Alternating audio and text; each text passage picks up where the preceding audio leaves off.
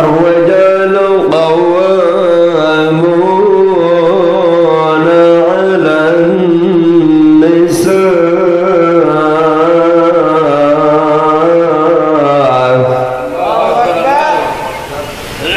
بما فضل الله بعضهم على بعض وبما أنفقوا من أموالهم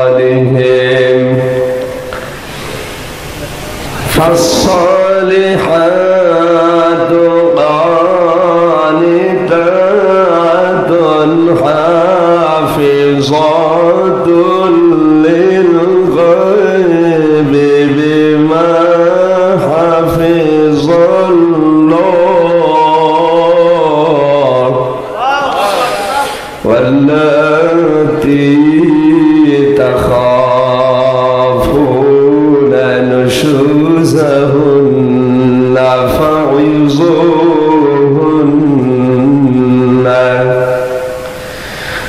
واهجروهن في المضاجع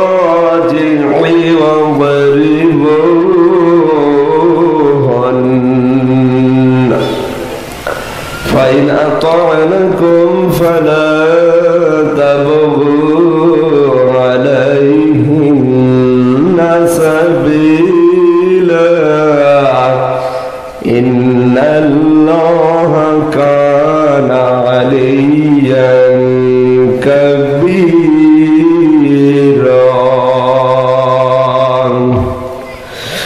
صدق الله العظيم দরুদ শরীফ পড়েন মনে মনে আল্লাহুম্মা সাল্লি আলা মুহাম্মাদ ওয়া আলা আলি মুহাম্মাদ কামা সাল্লাইতা আলা ইব্রাহিম ওয়া আলা আলি ইব্রাহিম ইন্নাকা হামিদুম মাজিদ আল্লাহুম্মা বারিক আলা মুহাম্মাদ ওয়া আলা আলি মুহাম্মাদ কামা বারাকতা আলা ইব্রাহিম ওয়া আলা আলি ইব্রাহিম ইন্নাকা হামিদুম মাজিদ। আলহামদুলিল্লাহ, কুমিল্লা জেলার দাউদকান্দি থানার অন্তর্গত পশ্চিম কাওয়াদি যুব সমাজের উদ্যোগে আজকের এই মা বোনদের জন্য নির্ধারিত কোরআনুল কারীমের মাহফিলের স্বনামধন্য সভাপতি জনাব আলহাজ আবুল হোসেন চৌধুরী, আতালাল্লাহু উমরাহু ওয়া বারাকাল্লাহু ফি হায়াতি, সকলে বলেন আমিন। মঞ্চে বসা উলামায়ে কেরাম, সামনে বসা মুসলমান ভাইরা, পর্দার আড়ালের সম্মানিতা মা এবং বোনেরা, প্রাণপ্রিয় কুমিল্লাবাসী, বিশেষ করে যে যুবকদের মাধ্যমে কোরআনের কথাগুলো আজ প্রচারের ব্যবস্থা হয়েছে, এই যুবকদের জন্য আল্লাহর দরবারে প্রাণ খুলে দোয়া করছি। আল্লাহ, তুমি কোরআনের খাদেম বানিয়েছো, কোরআনের সাথেই তাদেরকে তুমি জান্নাতে দিও। আরো জোরে বলেন আমিন। সম্মানিত মা বোনেরা, যে আল্লাহ আমাদেরকে দিনের বেলায় হাজারো কর্মব্যস্ততা আমাদের সব কাজ বাদ দিয়ে কোরআনে কারীমের একটা আয়াত বোঝার জন্য এই ময়দানে নিয়ে আসলেন, আল্লাহর দরবারে শুকরিয়া জানাই, দুনিয়ার অন্য কাউকে না। মনে মনে বলেন মেয়েরা আলহামদুলিল্লাহ। বিশ্বনবী পৃথিবীতে আসার পরে মেয়েদের যে সম্মান ইজ্জত মর্যাদা দিয়েছেন, কিয়ামত পর্যন্ত যারা নারী মুক্তি আন্দোলন করছে, আজ কিয়ামত পর্যন্ত চেষ্টা করলে এরা এই পর্যায়ে উঠতে পারবে না। আজ বাংলাদেশে প্রায় 13টার মতো সংগঠন কাজ করছে, নারী পক্ষ, নারী স্বাধীনতা আন্দোলন, নারী মুক্তি পরিষদ, নারী বিপ্লব পরিষদ, এরকম 13টা আছে। এদের যে কর্মসূচিগুলো আছে, মেয়েদেরকে এরা চায় ঘরের বাইরে বের করে পুরুষের সাথে কাঁধে কাঁধ মিলিয়ে কাজে লাগিয়ে দিতে। প্রত্যেকটা সংগঠনের থিওরি আছে। আমি বিশ্ববিদ্যালয়ে যতগুলো থিওরি দেখেছি মেয়েদের এই সংগঠনের, তাদের অন্যতম থিওরি এই, মেয়েদের তারা ঘরের ভেতরে রাখতে চায় না। এরা চায় মেয়েদেরকে ঘরের পরিবেশ থেকে বের করে রাস্তাঘাটে, অফিস আদালতে পুরুষের সাথে কাঁধে কাঁধ মিলিয়ে কাজ করাবে। সম্মানিত মা বোনেরা, এদের সাথে যে সমস্ত পুরুষ মানুষগুলো আজ মিলে কাজ করছে, এদের পুরুষ বললেও গোনা হবে। আপনাদেরকে ধোঁকা দিয়ে বোকা বানিয়ে এরা আজ রাজপথ পর্যন্ত নিয়ে যাচ্ছে। পৃথিবীতে যে জিনিস যেখানে থাকা দরকার ওইটা ওই জায়গায় থাকলে তার সম্মান বাড়ে। মেয়েদেরকে আল্লাহ যে জায়গাটা দিয়েছেন, এই জায়গাটা থেকে যখন বাইরে আসতে চায় তাদের সম্মান মর্যাদা আল্লাহ নষ্ট করে দেয়। এই থিওরিগুলোর পেছনে যে মানুষগুলো পুরুষ মানুষ যোগ দিয়ে কাজ করছে, এদের উদ্দেশ্য খুব ভালো না। বাস্তব প্রমাণ বিভিন্ন জায়গায় বক্তব্য দিচ্ছে নেতারা, নারী পুরুষের আমরা সমান অধিকার চাই। কি সমান অধিকার? ঘরের ভেতরে আমাদের রাখতে দেব না। এটা ছিল জাহিলি যুগে মুশরিকদের যে 9টা কর্মসূচি ছিল, তার 1 নম্বরে এই মেয়েদের দিকে দিয়ে ওরা কাজ করে খেত, মেয়েদেরকে দিয়ে উপায় করে খেত। ওরা নিজেরা বলতো আমরা পুরুষ মানুষ, আমরা ঘামাবো, শরীর ঘামাবো, এটা মেনে নেওয়া যায় না। মেয়েরা দুর্বল, এই জন্য ওদেরকে দিয়ে নাচাতো, ওদেরকে যা ইচ্ছা তাই ব্যবহার করে টাকা ইনকাম করে নিজে আরামে বসে বসে খেত। এটা মুশরিকদের আচরণ, মুশরিকদের এই আচরণ এখন বাংলাদেশে মুসলমানদের ভেতরে ঢুকছে। আল্লাহ আমাদের এই জাতিকে যেন হেফাজত করেন। আমি মা বোন যারা এসেছেন, রাসূলের উপরে দরুদ এই জন্য পড়লাম, কিয়ামত পর্যন্ত যত মেয়ে লোক আসবে এই দুনিয়ায়, এই সমস্ত মেয়েদের কলিজা আল্লাহর নবীর পায়ের উপর যদি ছিঁড়ে এনে দেয়, বিশ্ব নবী যে মর্যাদা এনে দিয়েছেন, কিয়ামত হয়ে গেলেও এই মানুষগুলো আল্লাহর নবীর এই ঋণ শোধ করা সম্ভব না। এমন জামানাও দুনিয়ায় ছিল, মেয়ে হয়েছে শুধু নাম শুনলেই বাবার মন খারাপ হয়ে যেত। ওয়াইদা বুশশিরা আহাদুহুম বিল উনসা যাল্লা ওয়াজহুহু মুসওয়াদ্দা ওয়া হুয়া কাযীম। সূরা নাহারের ভেতরে আল্লাহ জানিয়েছেন, কারো সামনে যদি বলা হতো যে মেয়ে তোমার হয়েছে, সঙ্গে সঙ্গে ওর মুখ কালো হয়ে যেত। এই অভ্যাসটা আজ অনেক পুরুষের ভেতরে, মুসলমান দাবি করছে, এদের ভেতরে ঢুকতেছে। যদি শোনে পরপর কয়েকটা মেয়ে, তারপরে আবার মেয়ে, ওর মন খারাপ হয়ে যায়, মন কালো হয়ে যায়। মনে মনে বাইরে কিছু না বললেও বলে চেয়েছিলাম ছেলে হবে, হয়েছে মেয়ে। এই জন্য কাউকে আর সংবাদও দেয় না। এটা কাফেরদের আচরণ। এই আচরণ যদি কেউ করে, এই কুফরি যদি লালন করে, ও কাফের হয়েই মারা যাবে। নাউযুবিল্লাহি মিন যালিক। এই জন্য ছেলে মেয়ে এটা দেওয়ার দায়িত্ব আল্লাহ তাআলা। ইয়াখলুকু মা ইয়াশা ইয়াহাবু লিমা ইয়াশাউ ইনাসা ওয়া ইয়াহাবু লিমা ইয়াশাউ যুকুর। সূরা শুরার ভেতরে আল্লাহ দিয়েছেন, আমি আল্লাহর ইচ্ছা অনুযায়ী মানুষের পেটে সন্তান তৈরি করি। কাউকে আমি মেয়ে দেই, কাউকে ছেলে দেই। পুরুষ মানুষ যারা আছে তাদেরকেও বলছি, মেয়ে যারা আছে তাদেরকে বলছি। আল্লাহ কিন্তু আয়াত শুরু করার আগে মেয়ের নাম দিয়েছেন, ইয়াখলুকু মা ইয়াশা ইয়াহাবু লিমা ইয়াশাউ ইনাসা। তাফসীরে রুহুল মানি মুফাসসির লিখেছেন, এই আয়াতের তাফসীর করতে গিয়ে আল্লাহ কেন মেয়ের নাম দিয়ে শুরু করলেন। বিশ্বনবী আয়াতের তাফসীর করতে গিয়ে দিয়েছেন, মেয়েটার নাম দিয়ে আল্লাহ আয়াত শুরু করার কারণে, যে ঘরে সর্বপ্রথম মেয়ে আল্লাহ দেয়, ওই ঘরে আমার আল্লাহর রহমতের হাতটা পাঠিয়ে দেয়। সুবহানাল্লাহ।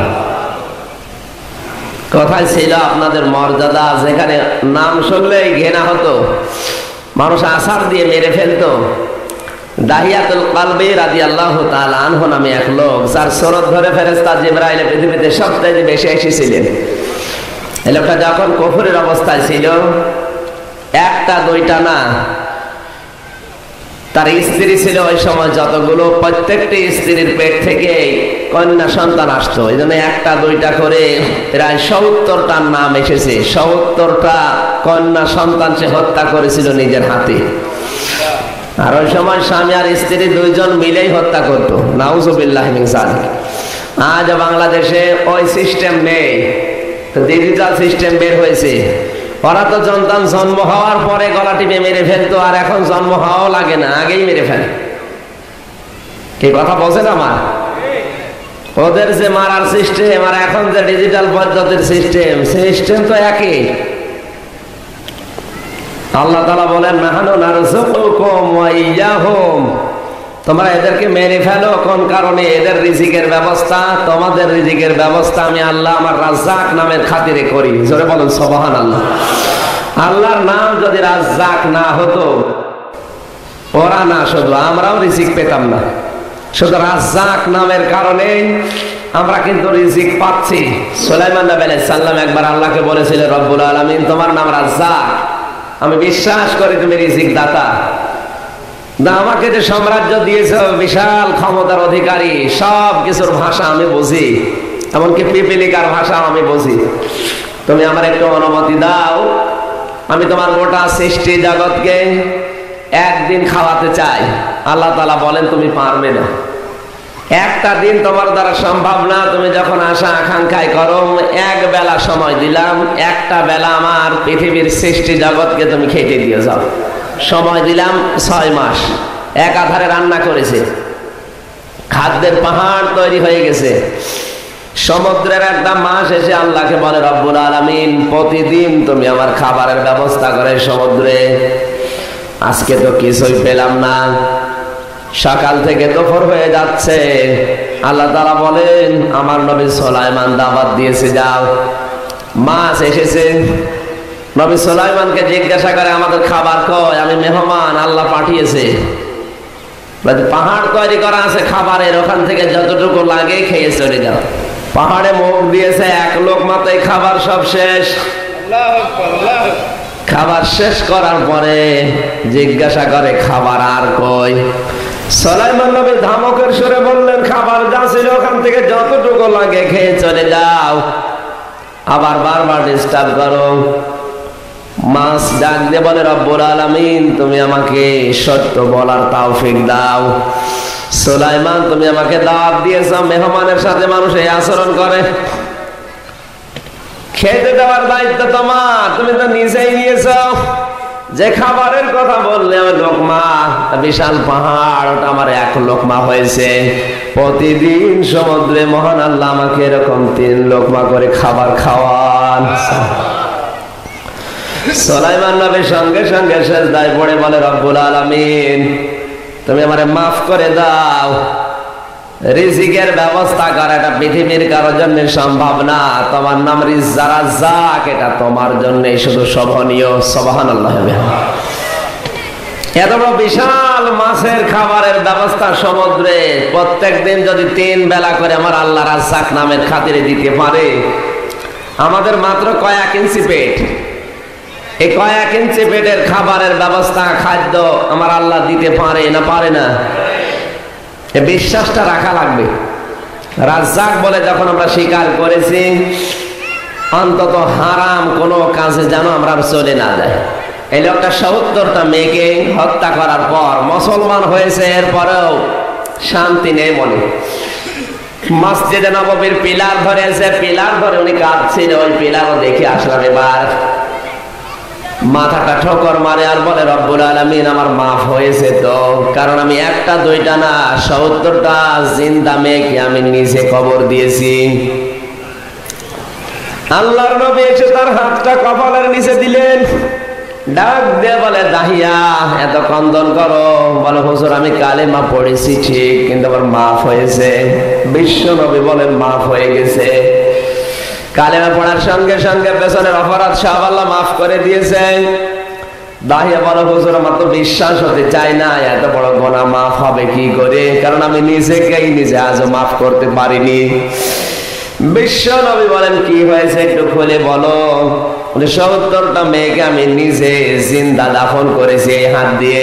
আমার শেষ নাম্বার মেয়ে যখন পেটে আসে আমার স্ত্রীর, ব্যবসায় চলে গেলাম, জিজ্ঞাসা করলাম যদি সন্তান ছেলে হয় তাকে সুন্দর করে মানুষ করবে, আর যদি মেয়ে হয় পূর্বে যেভাবে আমি দাফন করেছি ওভাবে জিন্দা অবস্থায় দাফন করে দেবে। হে নবী, আল্লাহর ইচ্ছায় আমার মেয়ে হয়েছিল। স্ত্রী আমার কথা চিন্তা করে মনে মনে ভাবে যে আসলে তো মেরে ফেলবে, এই জন্য রেখে এসেছে দূরে কোনো আত্মীয়ের বাড়িতে।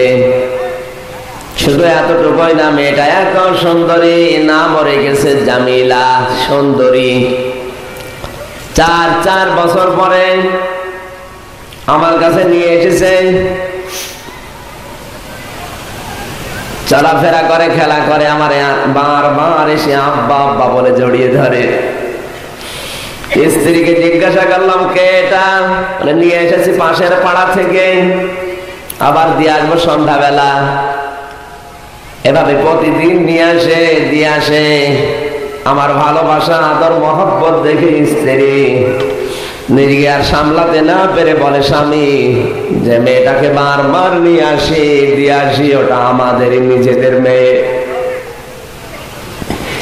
স্ত্রী মনে করেছে হয়তো আমি কিছু বলবো না।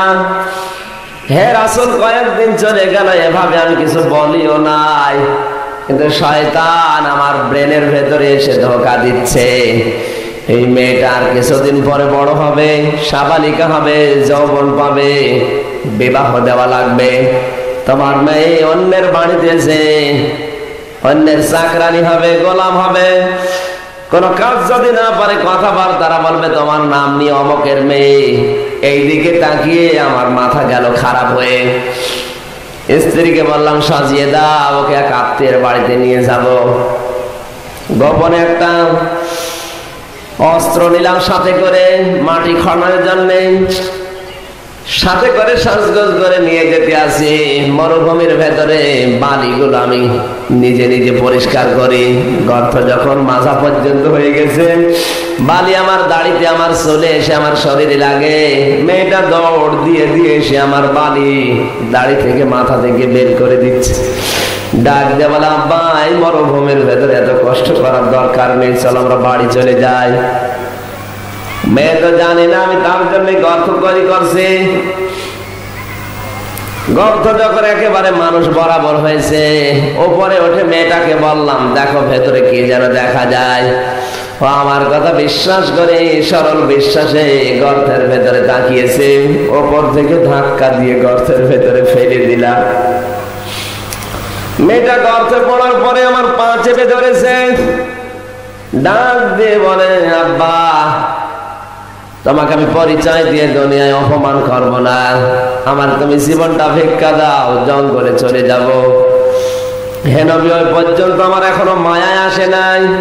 ওপর থেকে পাথর আর বালি দিয়ে যখন কবরটা, গর্তটা পরিপূর্ণ করতেছিলাম, হঠাৎ একটা পাথর আমার হাতে বেঁধেছে। পাথরটা ওর বুকের উপরে এত জোরে সজোরে মেরেছি, ফিনকি দিয়ে রক্ত বের হয়ে আমার চোখে মুখে এসে লেগেছে।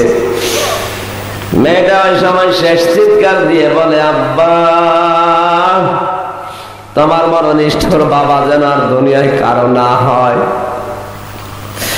যে সাহাবী হাদিস বর্ণনা করেছেন তিনি বলেন বিশ্ব নবী এই কথাগুলো শুনছিলেন, আর তার দাড়ি মোবারক বেয়ে বেয়ে পানিগুলো পড়ছিল। নবীজি বলেন আরে মানুষ এত নিষ্ঠুর হতে পারে।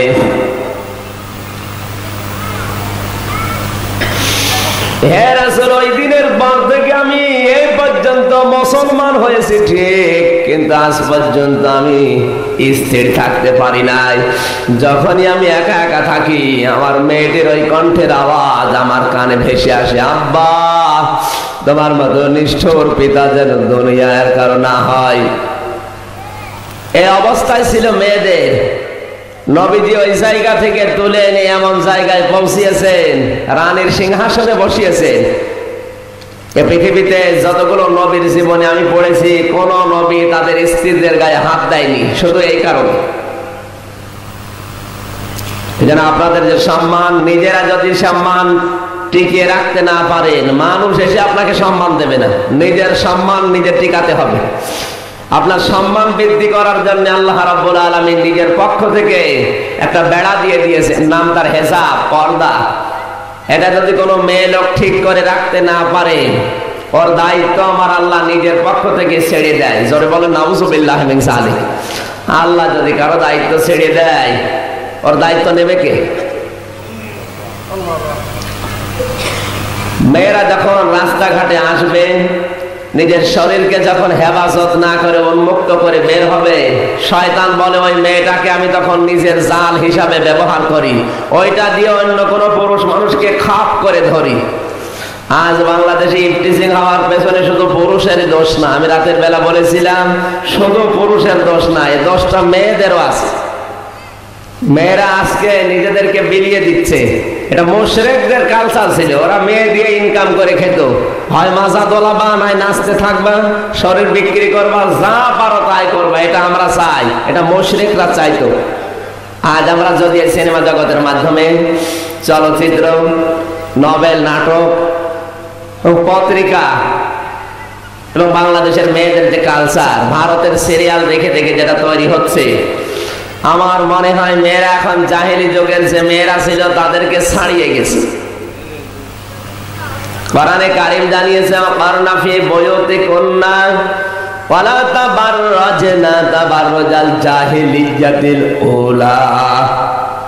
হে মেয়েরা ঘরের পরিবেশে থাকবে, কারণ যে মেয়ে ঘরের পরিবেশে যত সময় বেশি কাটাবে, ওই মেয়েটার বুদ্ধিমত্তা, জ্ঞান, বিচক্ষণতা, তার শারীরিক সৌন্দর্য আমার আল্লাহ তত দিন দিন বৃদ্ধি করে দেবে। আর পুরুষদেরকে আল্লাহ জানিয়েছেন তোমাদের কাজ হচ্ছে বাইরে, তোমরা বাইরে সময় কাটাবে বেশি।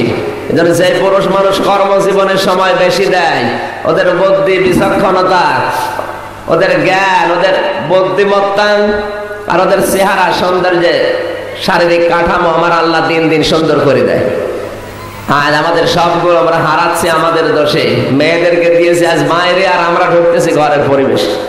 আল্লাহ আমাদের হেফাজত করুন, আমিন। কিছু ষড়যন্ত্র চলছে, নামধারী মুসলমান, ইহুদি, খ্রিস্টান সেজে আরে বাংলাদেশের মেয়েরা খপ্পরে পড়ে নিজেদেরকে আজ বিলিয়ে দিচ্ছে। মেয়েদের সবচেয়ে গুরুত্বপূর্ণ এবং দামি সম্পদ হচ্ছে তাদের সতীত্ব, লজ্জা। এটা যদি কোনো মেয়ের ভেতরে না থাকে, ওকে আর মেয়ে লোকই বলা যায় না। এতে কঠিন অবস্থায় মানুষ নেমে পড়েছিল, মানুষ সন্তান হলে মেয়ে নাম শুনলেই মেরে ফেলতো। নবীজি এসে ঘোষণা দিলেন আল্লাহর কোরআনের আয়াত দিয়ে, ইয়াখলুকু মা ইয়াশা ইয়াহাবু লিমান ইয়াশাউ ইনাসা। যে ঘরের ভেতরে একটা মেয়ে সর্বপ্রথম আসে, ওই ঘরে আল্লাহ শুধু মেয়ে পাঠায় না, সঙ্গে সঙ্গে রহমতের দুইজন ফেরেশতাও পাঠিয়ে দেয়। সুবহানাল্লাহ। ফেরেশতা দুইজন এসে ওই মেয়েটার মাথায় হাত বোলায় আর ডাক দিয়ে বলে, ঘরের মালিক, তোমাদের উপরে আল্লাহর সালাম, শান্তি। এই দুর্বল দেহটা একটা দুর্বল দেহ থেকে বের হয়ে এসেছে। এই মেয়েটাকে যারা আদর করবে, এর পেছনে যারা খরচ করবে, এই মেয়েটিকে যারা সৎ পাত্রে পাত্রস্থ করবে, দিনের শিক্ষা দিয়ে, এই চারটি কাজ যদি কোনো অভিভাবক, সে বড় ভাই হোক, বাবা হোক, মা বাবা, এরা যদি পালন করে, কিয়ামতের দিন আমি নবী আর ওই মেয়েটার লালন পালনকারী অভিভাবক কিয়ামতে এক জায়গায় থাকবো, জান্নাতের ভেতরে। সুবহানাল্লাহ। যেখানে কোনো মর্যাদা ছিল না, কোথায় নিয়ে এসে দিয়েছেন নবীজি। সম্মানিত মা বোনেরা, মেয়ে যাদের হবে, চারটি শর্ত কিন্তু এখানে আল্লাহর নবী দিয়েছেন। এই মেয়েটিকে যারা আদর করবে, এই মেয়েটির পেছনে যারা খরচ করবে, একে যারা দিন শিক্ষা দেবে আর সৎ পাত্র দেখে পাত্রস্থ করবে, কিয়ামত পর্যন্ত আল্লাহর রহমত তাদের পেছনে লেগেই থাকবে। সুবহানাল্লাহ। কোন ছেলের ব্যাপারে কিন্তু এরকম কোন হাদিস, আয়াত কিচ্ছু নেই। চারটি শর্ত যদি কোনো অভিভাবক পূরণ করে, এক নম্বরে ওকে আদর করা, ভালোবাসা, স্নেহ দেওয়া। এজন্য নবীজির চারটা মেয়ে ছিল, ছোট ছোট ছেলে সব আগেই বিদায় নিয়েছে। বিশ্ব নবী সবচাইতে বেশি ভালোবেসে প্রমাণ দিয়েছেন মেয়েদের উপরে। তার কলিজার টুকরা ছিল হযরত ফাতেমাতুজ জাহরা রাদিয়াল্লাহু তাআলা আনহা। দুনিয়ার কোন কাজে যাওয়ার আগে নবীজি ফাতেমার সাথে দেখা করতেন, সবার শেষে কাজ থেকে ফিরে এসে সর্বপ্রথম ফাতেমার কাছে দেখা করতেন। সুবহানাল্লাহ। নবীজি মাঝে মাঝে বলতেন, পৃথিবীর মানুষেরা, ফাতেমা আমার কলিজার টুকরা, যে ফাতেমাকে কষ্ট দেবে সে যেন আমি নবী মুহাম্মদ রাসূলুল্লাহকে কষ্ট দেয়। সম্মানিত ভাইরা, কোথায় পৌঁছিয়েছে নবীজি তার মেয়েদেরকে নিয়ে। নবীজি মেয়েদের পিতা মাতাদেরকেও গালি দিতে নিষেধ করেছেন। আজ যারা স্ত্রীর মা বাবা তুলে গালিগালাজ করে, এদের বংশ ভালো না, ছোট লোকের মেয়ে, কত রকমের গালি দিচ্ছে। আল্লাহর নবী বলেন, মেয়েদের বাবা মাকে গালি দিও না, কারণ আমি নবী নিজে মেয়েদের বাবা। সুবহানাল্লাহ। ছেলেদেরকে গালি দিও না, এ কথা কিন্তু কোরআনে হাদিসে নেই। আমি ছেলেদেরও বাবা, কিন্তু ছেলেদের বাবা পরিচয় নবী দেয়নি, বলেছেন আমি মেয়েদের বাবা। তাম দুনিয়ায় যত মেয়ে লোক সবার রুহানি পিতা আমি মুহাম্মদুর রাসূলুল্লাহ। সুবহানাল্লাহ। আল্লাহর নবীর এই চারটা কথা যদি আজ মেয়েরা, যারা মা আছেন, শাশুড়ি আছেন, যারা বাবা এসেছেন, যদি এই চারটি শর্ত মেনে নিতে পারেন, শুধু দুনিয়া না, ইলা ইয়াউমিল কিয়ামা, কিয়ামত পর্যন্ত আল্লাহর রহমত আপনার সাথে লেগে থাকবে। ময়দানে মাশারে কিয়ামত এই মেয়েটার ওসিলায় আল্লাহ আপনাকে মাফ করে দেবে, ছেলের ওসিলায় মাফ করবে, কথা কিন্তু কোরআনে নেই, হাদিসেও নেই। কিন্তু মেয়ের ওসিলায় আমার আল্লাহ রহমত যেহেতু কিয়ামত পর্যন্ত আপনার সাথে লেগে আছে, ওই রহমতটা কিয়ামতের ময়দানে ওই মেয়েটার কারণে থাকবে। কিন্তু শর্ত চারটা: ভালোবাসা লাগবে, আদর স্নেহ দেওয়া লাগবে সবচাইতে বেশি, 2 নম্বরে তাকে দিনের শিক্ষা দেওয়া লাগবে, এর পেছনে খরচ করা লাগবে। আজ মেয়েদের দিনী শিক্ষা প্রতিষ্ঠান বাংলাদেশে সবচাইতে কম। মক্কা মদিনায় যান, ওদের সমান সমান, যদিও শিক্ষা ব্যবস্থাটা আলাদা, সহশিক্ষা নেই, ছেলেদের মেয়েদের পরিবেশ সব আলাদা, কিন্তু মেয়েদের শিক্ষা প্রতিষ্ঠান ছেলেদের চাইতে কম না। এই বাংলাদেশে ছেলেদের শিক্ষা প্রতিষ্ঠান, দিনী প্রতিষ্ঠান সবচাইতে বেশি, কিন্তু মেয়েদের হাতে গোনা কয়েকটা। এজন্য অধিকাংশ মেয়েরা দিনী শিক্ষা থেকে সঙ্গত কারণে বঞ্চিত। আমাদের উচিত এদের জন্য আলাদা আলাদা ব্যবস্থা করা। শুধু পুরুষ মানুষের জন্য দিনের শিক্ষা দরকার না, তলাবুল ইলমি ফারিদাতুন আলা কুল্লি মুসলিমিন ওয়া মুসলিমাতিন।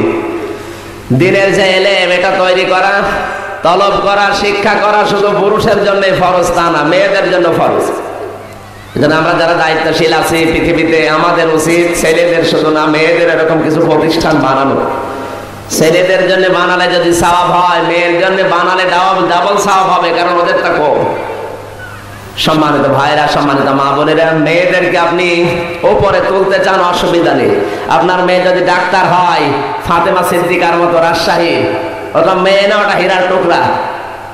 রাজশাহীর ডাক্তার ফাতেমা সিদ্দিকা, সে একজন মেয়ে মানুষ, কিন্তু সে যে খেদমত করছে ইসলামের, ডাক্তারের ওই চিকিৎসা বিভাগে থেকেও 50টা মেয়ে হয়েও পারবে না।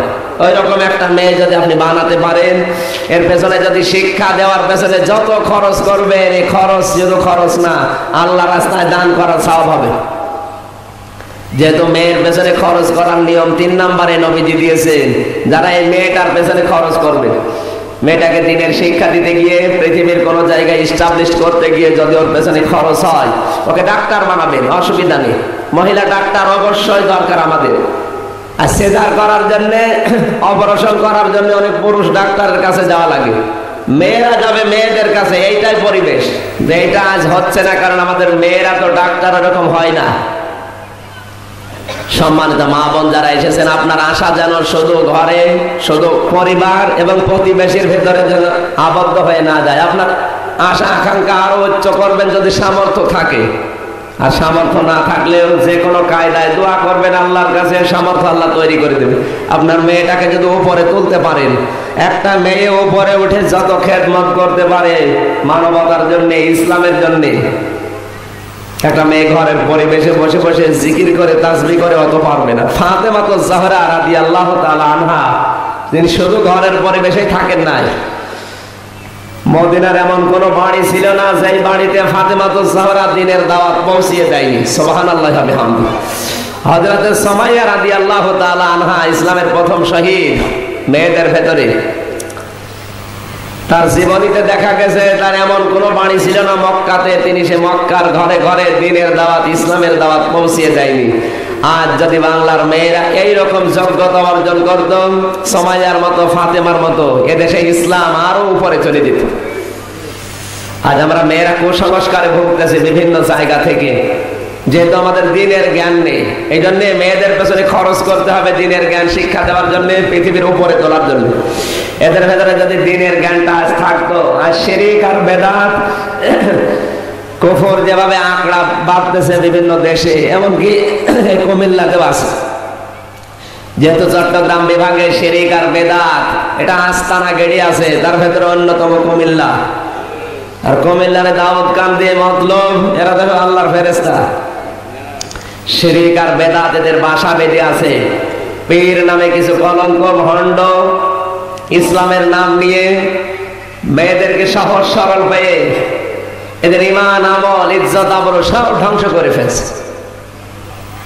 সম্মানিত মা বোনেরা, আজকে যে আয়াত পড়েছি, এই আয়াতের আসল অর্থই হচ্ছে আপনার পীর হবে আপনার স্বামী।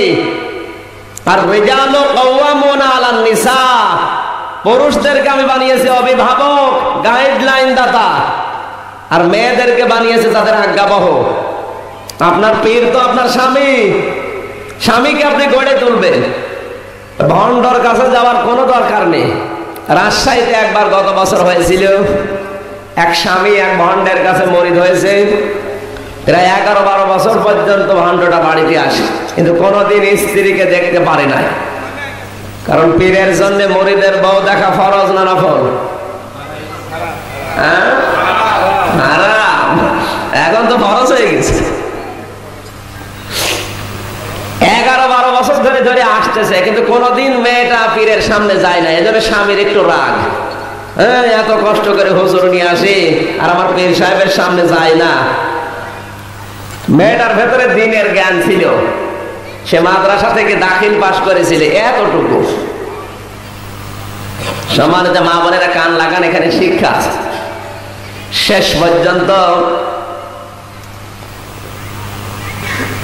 পীর সাহেব বসে বসে চোখ বন্ধ করে কি যেন করছিল। মরিদ পেছনে বসে আছে, হঠাৎ লাফিয়ে উঠেছে। মরিদ জিজ্ঞাসা করছে, বাবা এতক্ষণ পর আপনি এমন চিক কর দিলেন কেন? পীর সাহেব বলে, তুমি তো কিছুই টের পাও না। আমি এখান থেকে চোখ বন্ধ করে দেখছি কাবা শরীফের দরজা দিয়ে কোটটা উঠতেছে। আমি চোখ বন্ধ করে কোটটা তাড়িয়ে দিলাম।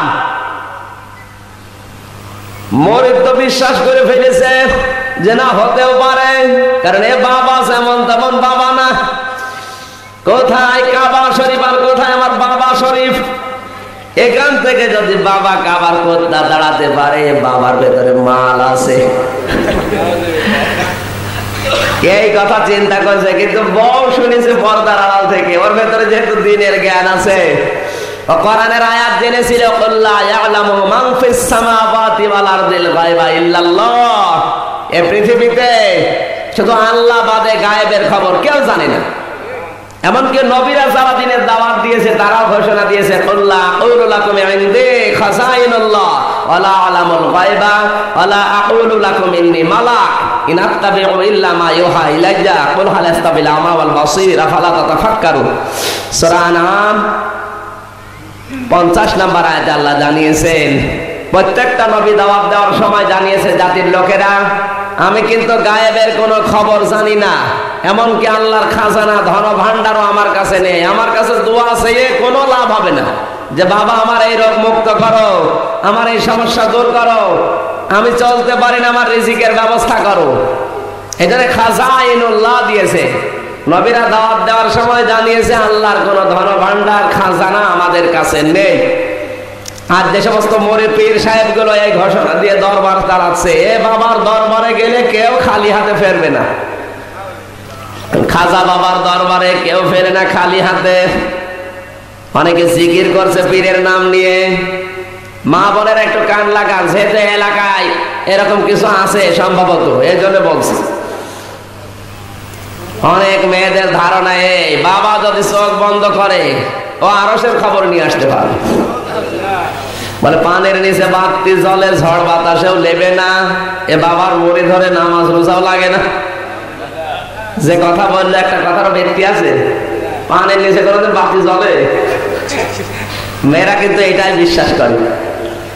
কিন্তু মেয়েটা এইরকম আমার কোরআনের আয়াত জানা ছিল, চিন্তা করছে স্বামী তুমি যাই মনে করো তোমার বাবাকে, আমি জানি তোমার বাবা কয় নাম্বার।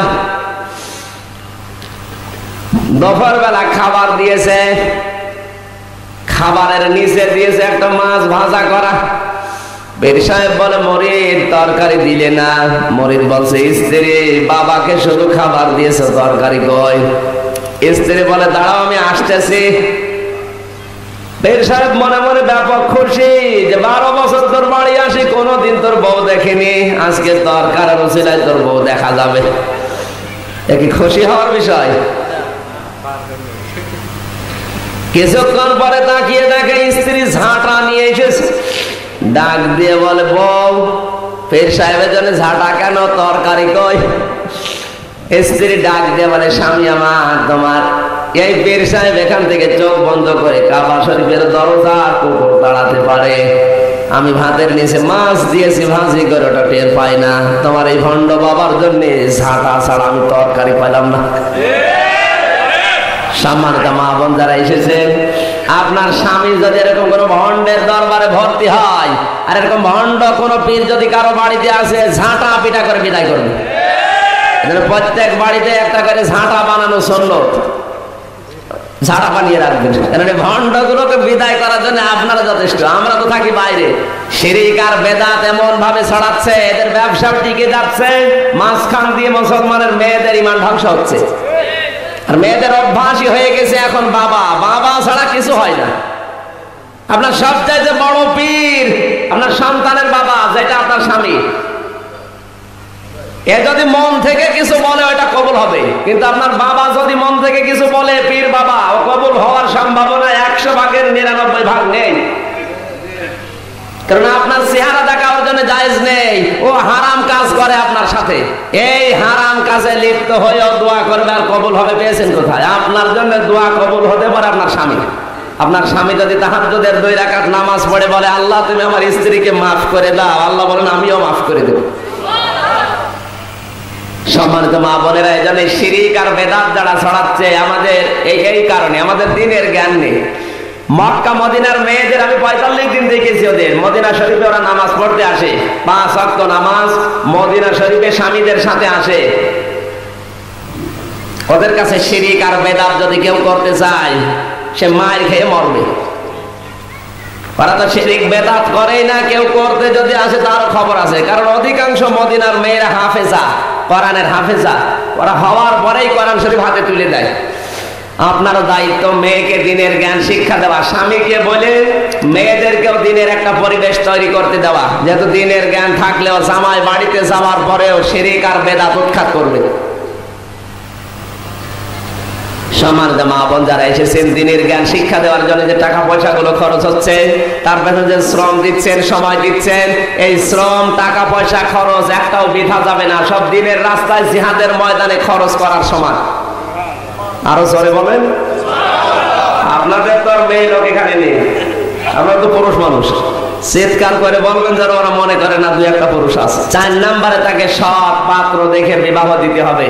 আপনার স্বামী যদি কোনো ঘুষখোরের সাথে, সুদখোরের সাথে, উল্টা পাল্টা ছেলের সাথে বিবাহ ঠিকও করে, আপনি বোঝাবেন। মেয়েটাকে যদি গরিবের হাতেও দেন, কিন্তু পাত্র যদি সৎ হয়, ও শান্তি পাবে। আপনি কোটিপতি ছেলের কাছে দিলেন, যদি ছেলেটা মদখোর হয়, আপনার সারা জীবন মেয়েকে জ্বালাবে। বিশ্বনবী কিন্তু পারতেন নিজের মেয়েকে মক্কার সবচাইতে ধনী ছেলে ওলীদ ইবনে মুগীরার ছেলের সাথে বিয়ে দিতে, নবী দেন নাই। ফাতেমাতুজ জাহরা রাদিয়াল্লাহু তাআলা আনহাকে বিয়ে দিয়েছেন একেবারে একটা গরিব কিন্তু তাকওয়াবান পরিশ্রমী।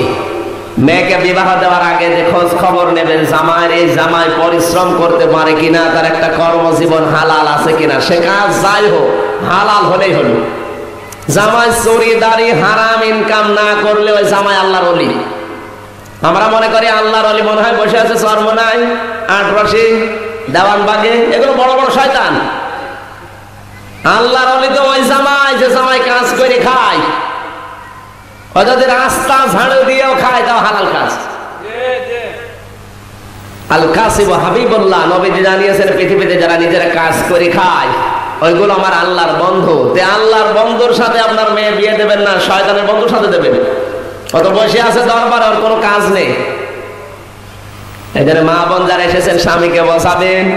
পাত্র যদি গরিব হয়, সৎ কিনা, হালাল ইনকাম করে কিনা, সে যতটুকুই করুক, হালালের ভেতরে আমার আল্লাহ বরকত দিয়ে দেবেন। আর হারাম যা আসবে একদিকে আসবে, 5 দিক থেকে আল্লাহ বের করে নেবে।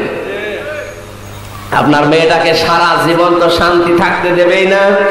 রাত 12টার সময় মদ খেয়ে ঘরে আসবে, অথচ কোটিপতির ছেলে বলে আপনি বিবাহ দিয়েছিলেন, ওর কপালটাও নষ্ট করেছেন, ও সারাটা জীবন জাহান্নামের আগুনে জ্বলছে। এখানে চারটা কথা নবীজি এমনি দেয়নি, প্রত্যেকটা কথার ভেতরে সিগনিফিকেন্স আছে, গবেষণা আছে। নবীজির প্রতিটি কথা গবেষণামূলক। এক নম্বরে তাহলে মেয়েকে ভালোবাসা লাগবে, আদর করা লাগবে। ছেলেকে যেভাবে ভালোবাসেন তার চাইতেও বেশি, কারণ পৃথিবীতে নবীজির তিনটা ছেলে খাদিজাতুল কুবরার পেটে ছিল, এমনকি ইব্রাহিম। এই চারটা ছেলে মারা গেছে, নবীজি কোনদিন উহ আহ এসব তো বলেন নাই। কিন্তু মেয়েদের ব্যাপারে বিশ্ব নবীর বর্ণনা, আল্লাহর নবী ফাতেমাতুজ জাহরা রাদিয়াল্লাহু তাআলা আনহাকে মরণের দিনও তিনি ফাতেমার দিকে তাকিয়ে কাঁদতেছিলেন। ডাক দিয়ে বলেছেন, ফাতেমা তুমি কেঁদো না, তোমার কান্না দেখলে আমারও কান্না আসবে।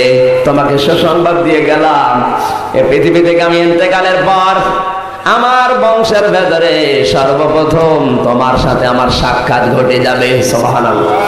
বাবার সাথে কি মহব্বত ছিল মেয়ের। আজ মেয়েদের মহব্বত বাবার উপর থেকে উঠে যাচ্ছে, কারণ সন্তান হওয়ার পরে অধিকাংশ মেয়েরা বাবা মার যে দায়িত্বটা এটা পালন করতে চায় না। পেট থেকে সন্তান আসার পরে স্বামীকে বলে ডানো আনো, ডানো আনো। ডানো এনে কি করবে? ডানো আনতে বলে, ডানো খেয়ে খেয়ে মায়ের প্রতি বাবার প্রতি মহব্বত যেটা তৈরি হওয়া দরকার। মায়ের স্তনের ভেতরে আমার আল্লাহ তো দুধ এমনি দেয়নি, দুধগুলো দিয়েছে ওটা শুধু শিশুর খাদ্য না, ওটার ভেতরে আল্লাহ মহব্বত, ভালোবাসা এগুলো লুকিয়ে রেখেছে। এই জন্য যেই মেয়েটার সন্তান হওয়ার পরে বুকের দুধ বেশি খাওয়াবে, তার প্রতি ওই মেয়েটার মহব্বত তত বেশি বাড়বে। আজ ফিডার খাওয়ায়, ডানো খাওয়ায়, বিভিন্ন জিনিসগুলো খাওয়িয়ে পশুর দুধ দিয়ে, এগুলো বিভিন্ন জিনিস যেগুলো কেমিক্যাল দিয়ে বানায়, এগুলোর ভেতরে অধিকাংশ পশু দুধ দিয়ে বানানো।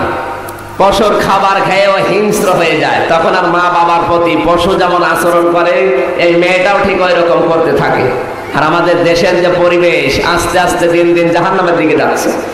সম্মানিত মা বোনেরা, সন্তান পৃথিবীতে আসার পরে এই যে শাল দুধ যেটা, এটা অনেকে ফেলে দেয়, বলে এটা ধনুষ্টঙ্কার হবে না। এটা যদি কেউ না খাওয়ায় তাহলে তার হাম হওয়া, ধনুষ্টঙ্কার হওয়া, যক্কা হওয়া 6টা রোগ আছে। এই 6টা রোগের প্রতিষেধক হিসাবে আল্লাহ মায়ের ওই শাল দুধটা দিয়েছেন। সুবহানাল্লাহ বলেন। 2 থেকে 2.5 বছর পর্যন্ত মায়ের বুকের দুধ আমার আল্লাহ সন্তানের জন্য হক বানিয়ে দিয়েছে। ওয়াল ওয়ালিদাতু ইরদি'না আওলাদাহুন্না হাওলাইনি কামিলাইনি লিমান